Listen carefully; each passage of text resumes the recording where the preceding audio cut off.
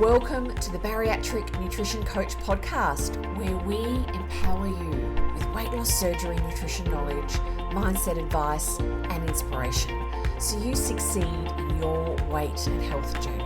I'm your host, Jane Stoltz, and I am a bariatric dietitian who has helped over 1,300 people on their weight loss surgery journeys. I'm also a solo mum, lover of long walks while listening to podcasts, partial to a glass of wine, and the ocean is my happy place. Join me as I dive deep into bariatric nutrition and lifestyle topics and deliver them to you in bite-sized, palatable episodes every Monday. Now let's go. Welcome everyone to this week's episode of the Bariatric Nutrition Coach podcast. And after quite a few solo episodes, I have a very lovely client joining me today. So it's very exciting for me because I love getting on and chatting with people, and especially my lovely clients, because one of the reasons why I do my podcast is, yes, it's about education. It's about sharing great nutritional knowledge for people post-weight loss surgery, but it's also about sharing weight loss surgery voices, getting more voices out there, people sharing their experience, because bariatric surgery can be really isolating, especially if you're surrounded by people that don't quite understand what it's like. So it's wonderful for me to introduce the lovely Stacey. And I'm going to ask Stacey to say hello and introduce herself. So welcome, Stacey. Thank you, Jane, for having me. I so appreciate the invitation to chat with you today. My name is Stacey, and I'm from the United States. I live outside of Philadelphia in Pennsylvania. I've been married for 30 years to my husband. No children, but we do have two cute little fur babies that take up a lot of our time. Yeah. So that's a little bit about me. Yeah. We've bonded over also having lots of trades around the house. You've moved, and while we've worked over the period of us working together, you've moved. Absolutely. You have been instrumental in helping. That. When I invited you, Stacey, to join me on the podcast, one, I was so thrilled when you said yes, because a lot of my clients go, oh, that would be great, but it's a bit, some people, it's just not something that they feel comfortable with. You said, that'll be full circle. And I'd love you to share what you meant by that, because I know what you mean by that, but I thought that was a really lovely thing to say. Yes, it is a full circle moment. I first heard about you on the OSLP podcast, our Sleeve Life podcast with Kelly and Mel. And then I started investigating you on all the social media channels that you stated on their podcast. And then I started watching your podcast, and I thought, I really need to reach out to Jane because she seems to be the key that I need to help unlock the rest of my bariatric surgery journey. Beautiful. And now here I am that you invited me to. Yeah, 9 months later. No, I know, wonderful. Right? It's crazy. Yes, we've bonded quite a bit, and I've enjoyed every moment with you. Oh, thank you. Thank you. So let's start. I mean, when I talk about sharing voices, I always, when I'm doing my podcast, I am aware people are at different stages of their journey. Some people are listening to the podcast and they're still deciding to have surgery. Some people have just had surgery. Some people are down the track. It's always nice just to come back to those reasons, that place where you decided to actually take the really brave step. I'd love you to share what led you, Stacey, to decide to venture into having the surgery and got you here today. So yeah, I'd love to hear. Sure. I have struggled with being overweight my entire life, childhood, teenage, young adult, and now into my middle adult life.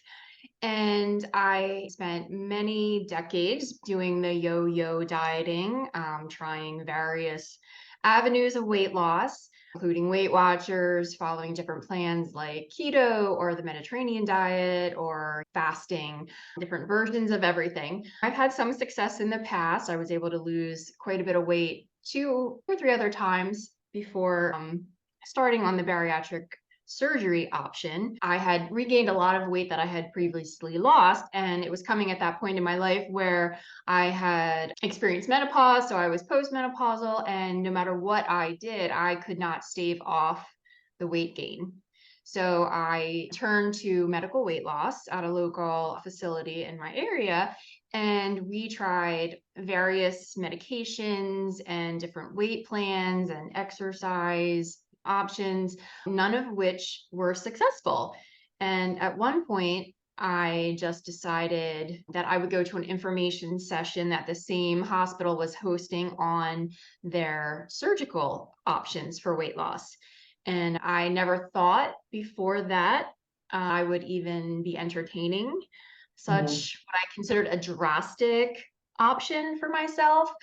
But at the same time, it's been a very, I want to say, life-saving option in the end. It's been challenging. I've had many challenges through it. Hasn't been easy, but I have to say I'm almost 1 year post-op at this point. I'm about 11 months, a little couple days shy of 11 months post-op, and my whole life has changed because I invested in myself and this tool that I now have by having, I actually had the Roux-en-Y surgery, or gastric bypass, as a lot of people know that though. It wasn't taken lightly. I had a lot of convincing of my family and my husband specifically, and just taking a chance on myself and saying, how can I live my life more fully and healthier for the rest of my days? Yeah, beautiful. So did you have your husband and your family were not supportive in the beginning? Did they think it was too drastic? What were they saying to you? Yes, my husband specifically was just worried about me in general, having to go through with a surgical option versus the traditional calories in, calories out equation, which I have tried a lot of ways, but in just educating myself and immersing myself in the advantages of what bariatric surgery could afford me and my life, and including my time with him. It just was something that I needed to do. And then I encouraged him to research, and we had many discussions along the way during my pre-op surgical journey. So, I mean, he and I spent a lot of time together, a lot of deep conversations, making sure that we were both comfortable with it and the option of surgery that I chose. And in the end, he has supported me beautifully. I could not have asked for a more supportive husband in my own journey. So I'm very That's happy to say wonderful. that. Yeah. Yeah. I think that's very common for people that they have family and partners around that don't necessarily know a lot about the surgery. It can be very much, yes, appear as a drastic step to take.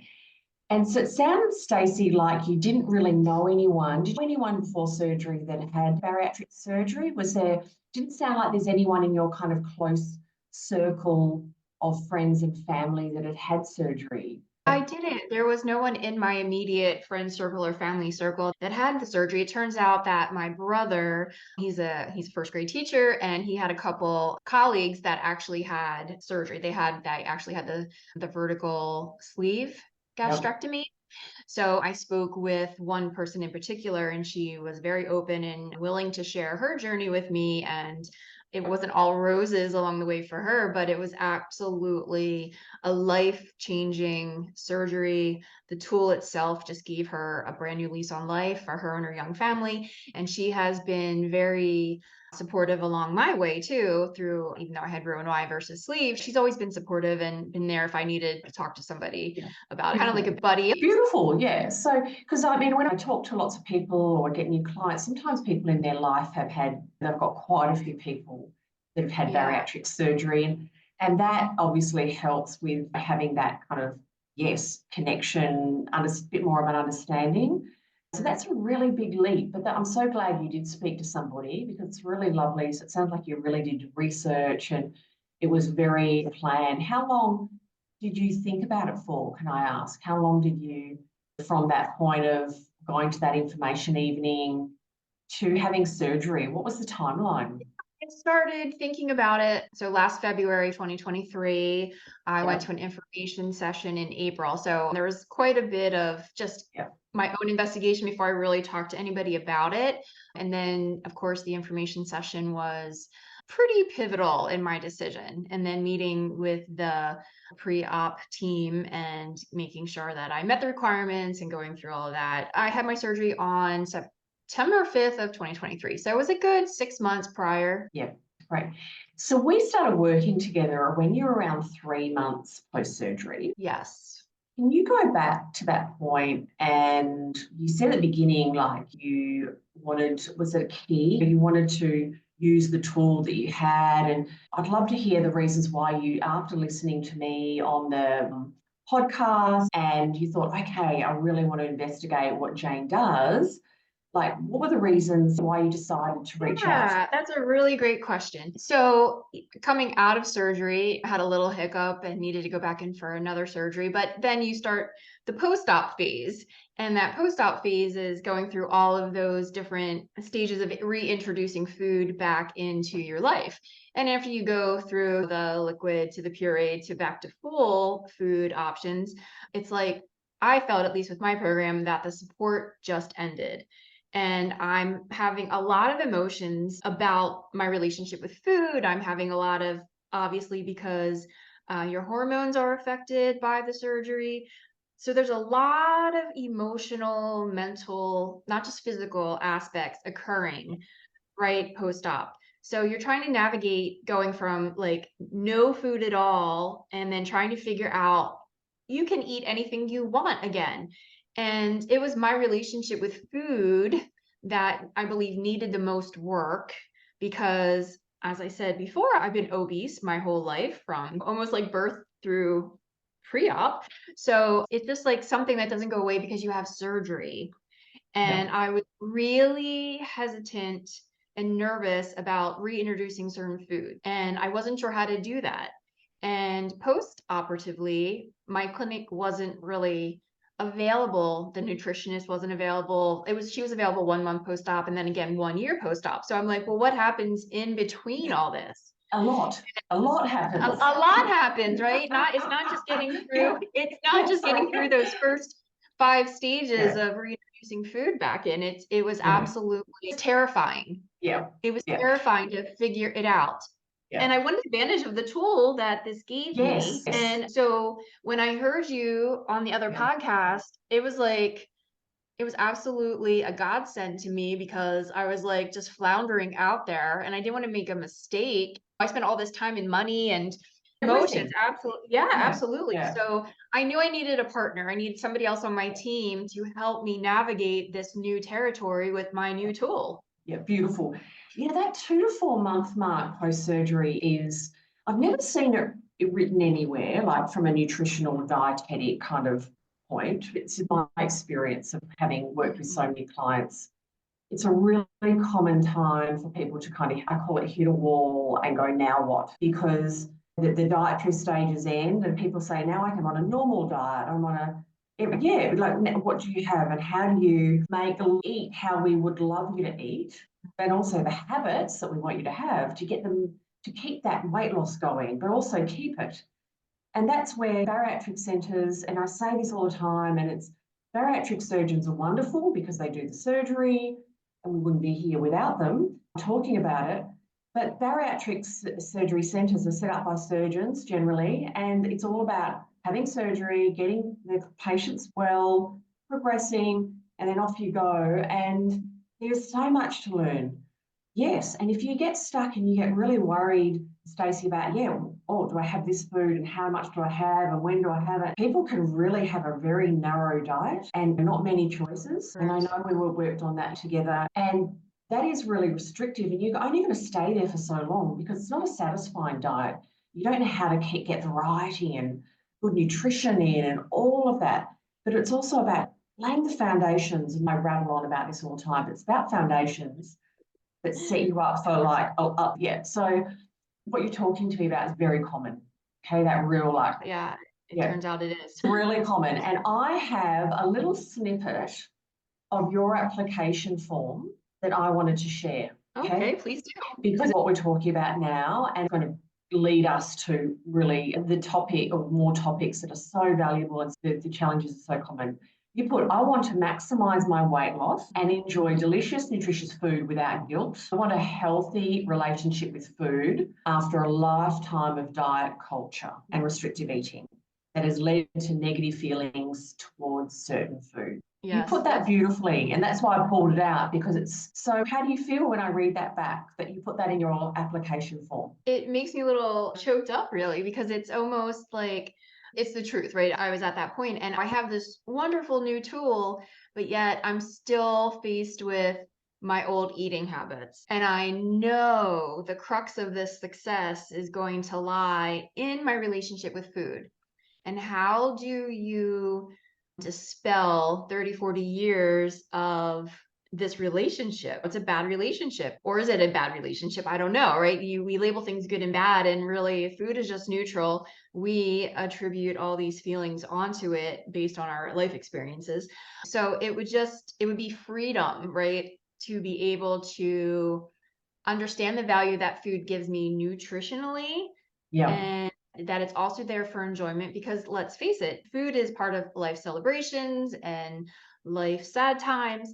So it's integral to our lifestyle, obviously. But also, like, how do I just simply enjoy it for the sake of enjoyment and not worry about, oh, now I have to go to the gym and take off that 150 calories that I just consumed over my budgeted amount, or like it's not about punishment, it's about enjoying it. So and that's just one example of a negative mindset that I could go on and on about, really. But Yeah. it's just like I just knew that having an ally to help with Mhm. that, and of course break those, like I said, restrictive dieting mantras that we all kind of say to ourselves. Yeah.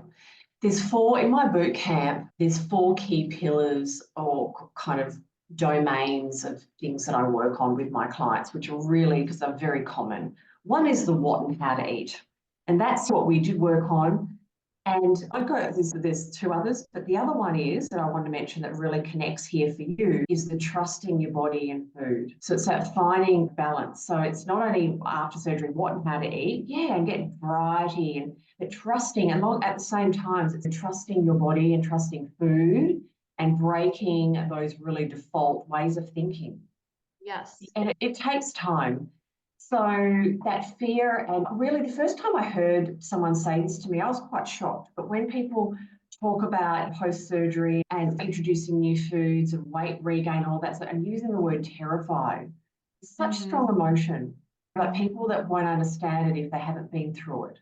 And when you have that such a fear of doing maybe something that's not right for you, or introducing foods and all of that, you don't trust, it can be a really uncomfortable place. So I wanted to bring that quote or what you put in your application form, Yeah. because it really is that's something people say all the time, that how do I live post weight loss surgery without feeling like I'm on a diet? How do I relax? Yep. And relax. Yeah, and you're smiling. So yeah, Yes. talk to me about relaxing. Yeah. Well, you're weighing and measuring everything. You're eating, like, right out of the gate from surgery. You are making sure you're eating every 2 to 3 hours. You're taking your vitamins properly. You're getting enough liquid. You're getting used to this new tool. And the beauty of your plan, and there's 2 pillars that you're mentioning, your foundations helped me get to that part where I can trust my body. So Yeah. they're so intimately, I don't want to say, they're so connected. They're so connected. And of course, after surgery, the way your body signals fullness and other cues, completely different than it was prior to surgery. So you have kind of like a new slate to kind of Yes. build these foundations on. So it is a reboot, so to speak, right? It is allowing you to take all these tools that you've used Mm. or learned in pre-op and moving forward, but how do you assemble that? And that's where your help just changed the game for me, right? It just changed the trajectory of my ability to understand what my body's telling me, and trusting it. That was a hard one, right? Because my body, I can override it in a lot of ways in the past, and I can talk myself into more food or out of more food, or good food versus bad food, even though we're not talking about good food, bad food now, but my previous experience with food. So learning, like, okay, this is what your 3-to-1 bite ratios, protein Mm. to other, like, that's instrumental. Learning to understand, take your time, eating slowly, chew your food thoroughly, Mm. having a schedule, an eating schedule. Those were Mm. all majorly important to me in learning to listen to my body and understand when I'm satisfied, I'm not overstuffed, and I'm able to, like, be satisfied and Mm. nutritionally fueled to do what I need to do. Yeah, beautiful. And trusting your body and learning the new hunger and fullness cues and learning to listen and understanding them definitely takes time. And I do a lot of work with clients around that because so many years I've eaten, and we all eat, we distracted, we eat in front of TV, we're told to eat what's on our plate. We have so many different kind of forces or that pull our focus externally, not internally.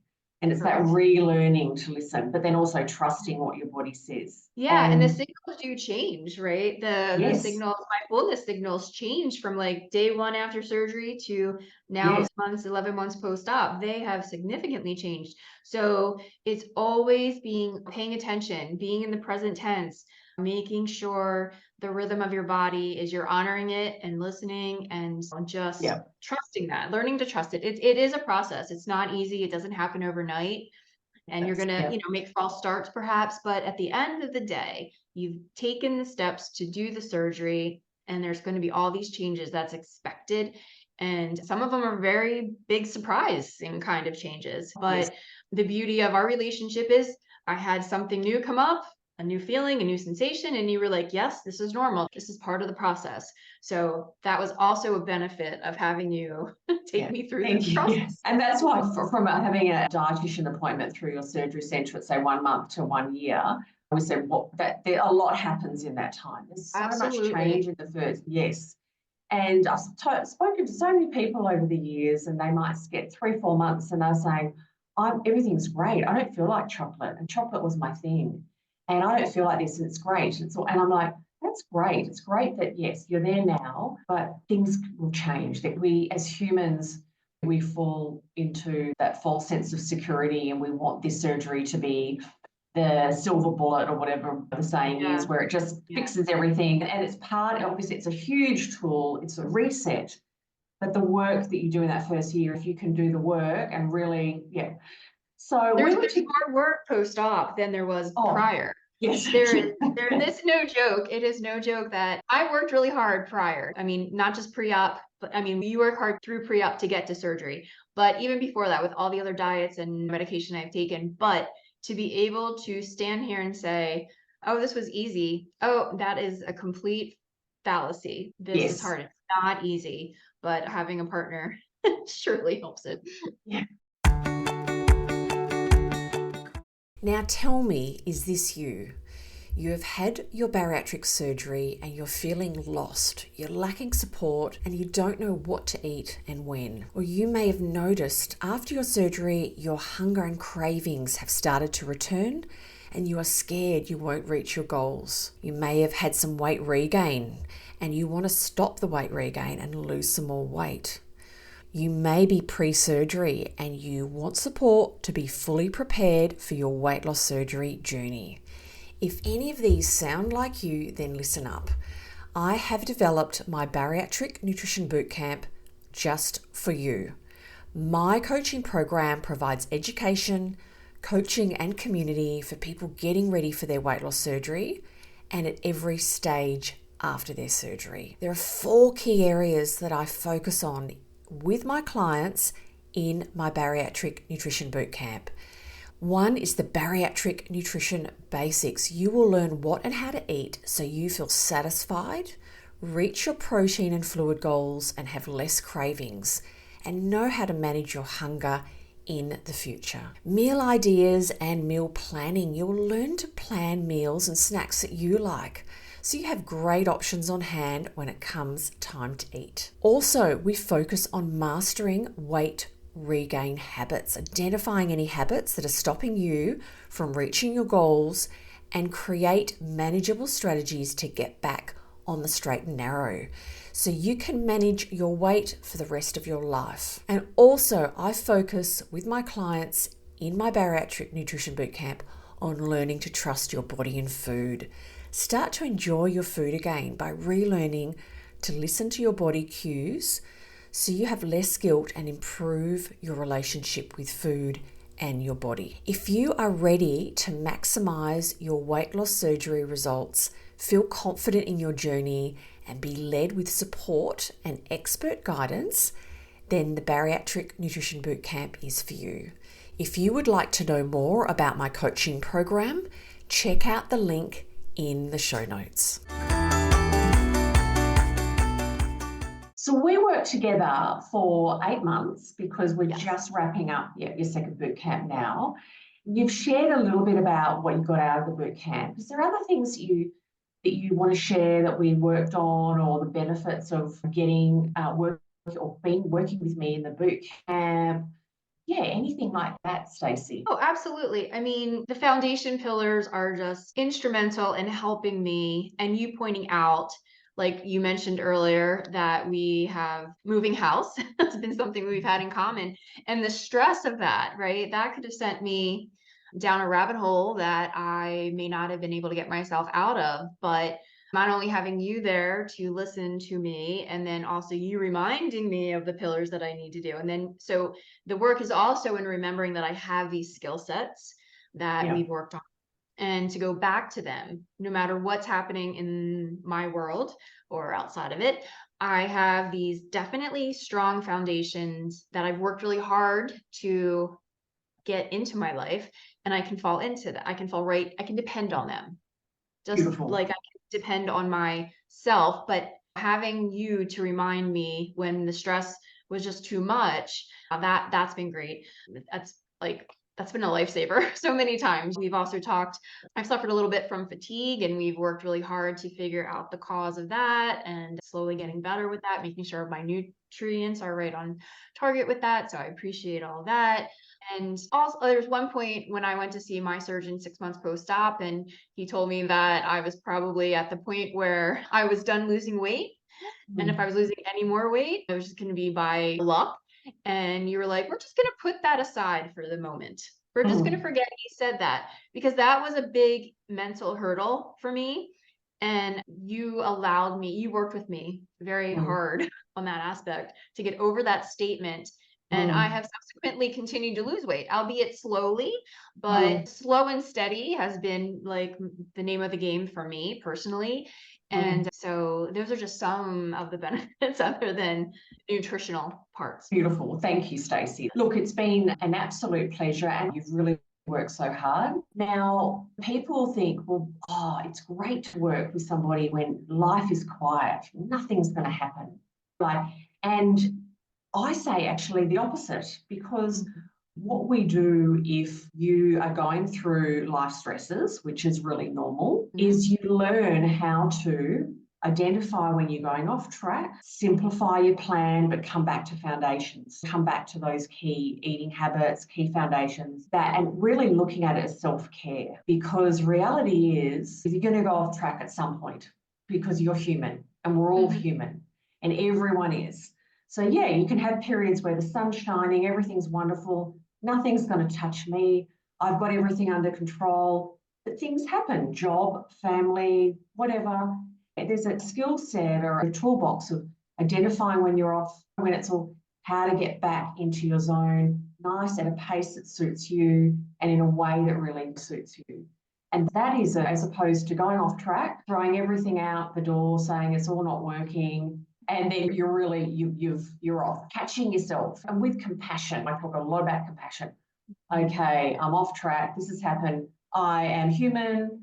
I'm going to pick myself up. I'm going to go back to those key things that really work for me and help me feel satisfied and help me be in good health. Oh, absolutely. I second all of that you just said. I mean, yeah, it is simply if everything's going along just fine, you can control it. I can control it. But when you have those ups and downs, I mean, that's also part of figuring things out, is trusting yourself. Like, can you always remember this is a tool, right? And then everything else is your skill set that you're building, and you're just trying to amplify that tool to the best of your ability. Right. So yeah, foundationally, that's just been pivotal in my journey, of course. So yeah, I couldn't agree with you more than that. So. Lovely. Well, it's been lovely chatting, Stacey. Thank you so much for coming on. You're so generous, and I really appreciate it, because I know so many people are going to relate to so many things that you talked about, from pre-surgery and how things have been for you post-surgery, To wrap up, is there any advice you would give anyone to have considering surgery? They're on the fence and they think, what advice would you give them? Advice that I would give somebody is trust the research that you're doing. Make sure that you